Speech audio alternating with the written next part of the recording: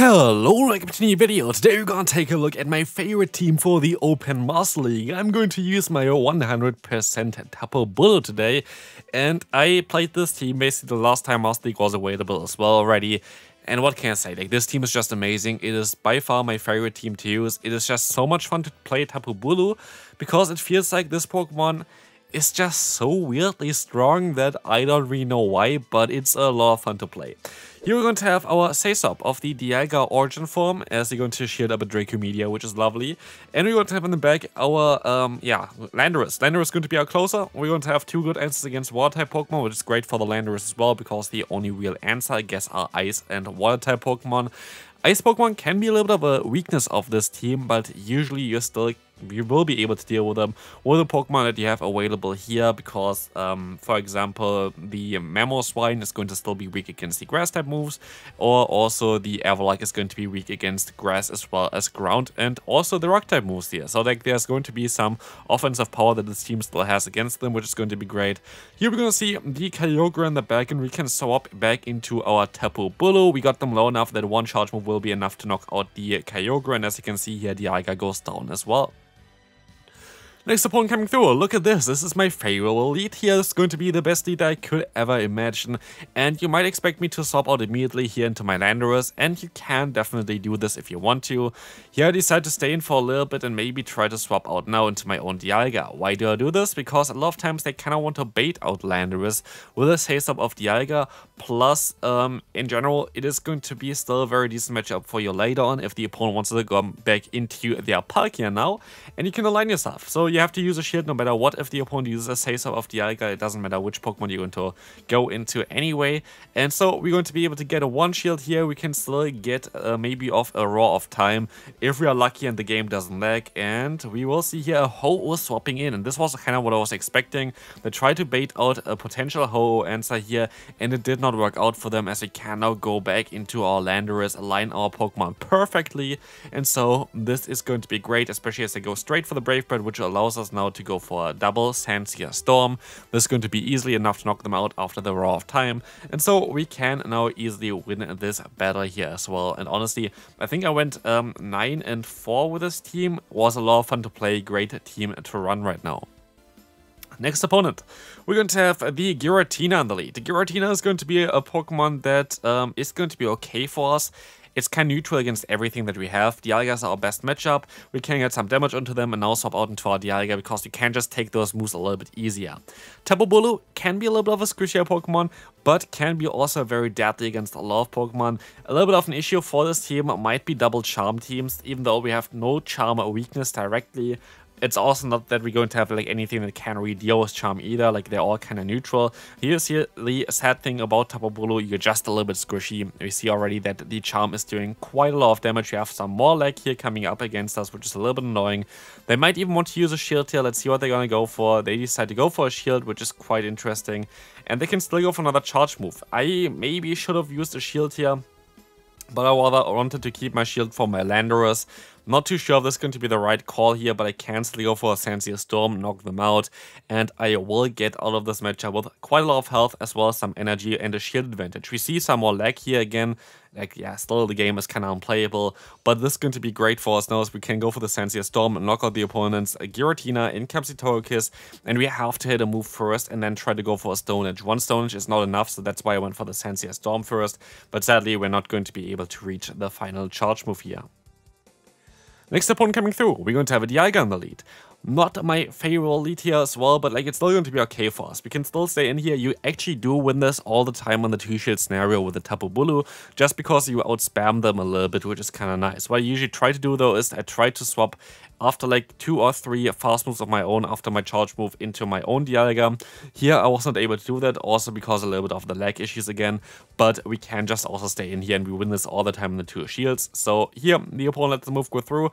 I kind of would expect that I have to swap out here anyway very soon as well, but I don't actually have to swap out because they're going to have a Groudon in the back. And the shield that we just lost, we should be able to get back here anyway, as they're going to be scared of the Grass Knot. We went for the Nature's Madness, allowing us to drop the opponent's defense, and I might even be able to go for another Grass Knot in time. Let's see. They go for the CMP tie, smart play by them, but like this, they're still debuffed. We can align ourselves. We have our Landorus is a great answer for it, and they're going to have a Zygarde in the back. What we can do now is we can go for a Sensier Storm. This is going to be able to do some, not a lot of damage to be fair, but going to be able to get the attack drop onto the opponent, which makes the matchup before the Dialga just way easier.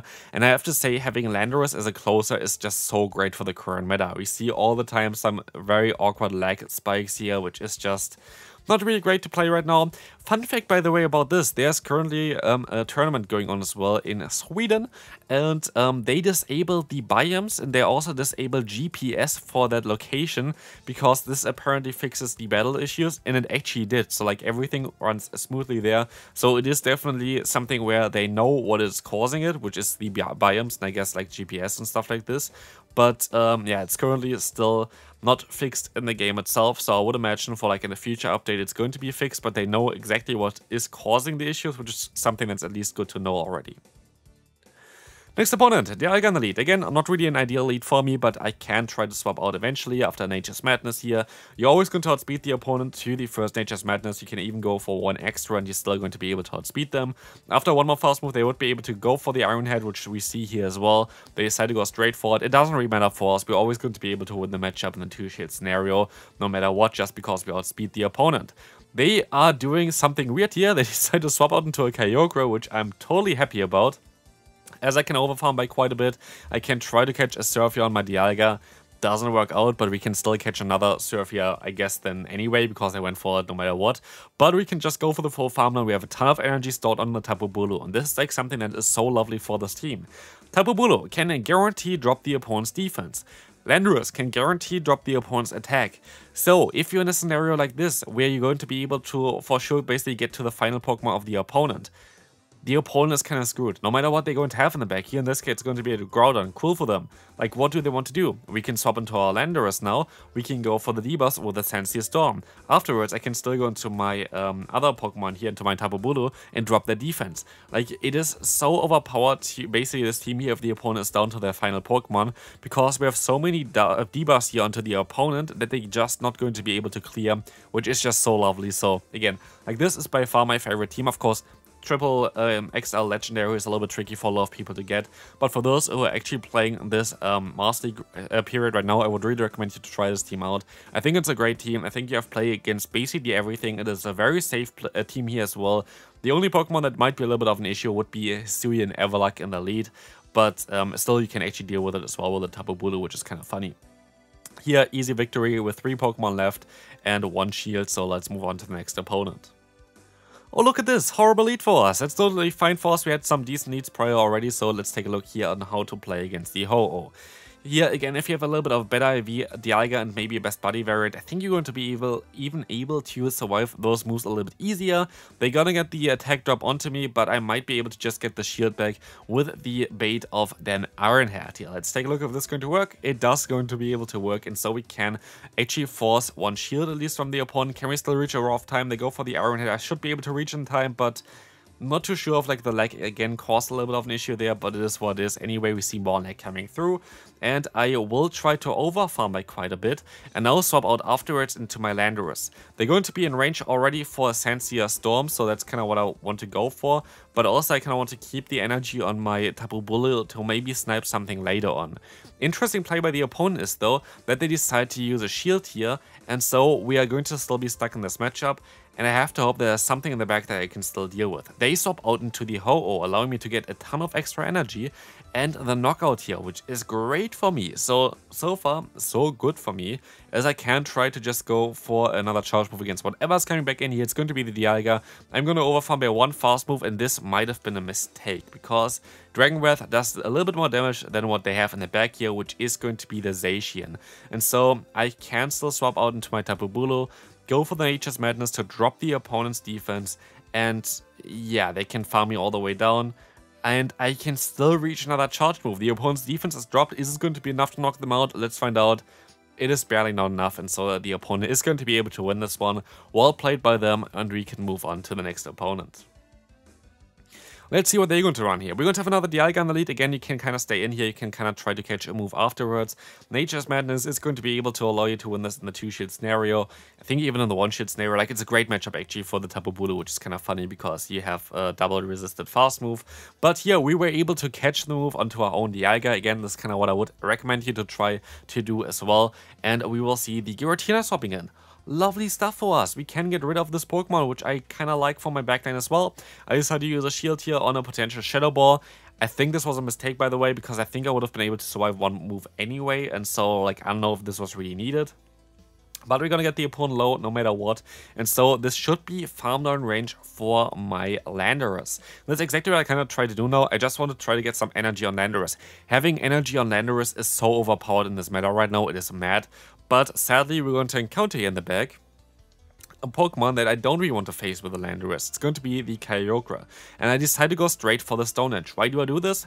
Take a look at the damage here. It is basically enough to 2-shot them. So if I'm going to be in a position again later on where I get some energy on that Pokemon, just one Stone Edge is enough to win this game, but the opponent forfeits here anyway. Second to last game, we're going to have Landorus in the lead, which is going to be a fairly decent matchup for us as well.